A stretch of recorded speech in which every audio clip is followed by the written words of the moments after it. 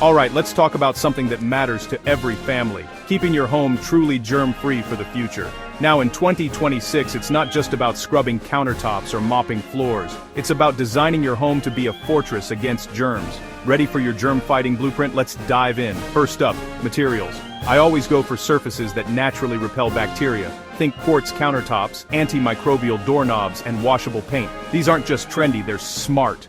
Less time cleaning, more time living. But what about the air you breathe? That's huge. I recommend upgrading to smart ventilation.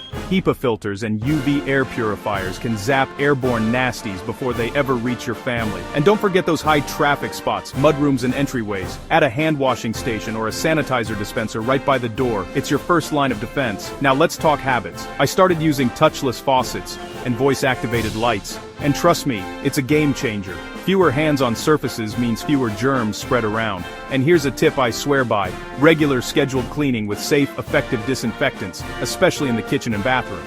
Make it a family ritual, and honestly, it sticks. So future-proofing your home isn't about living in fear, it's about smart choices and small upgrades that make a big impact. Remember, every family is different. Choose what works for you.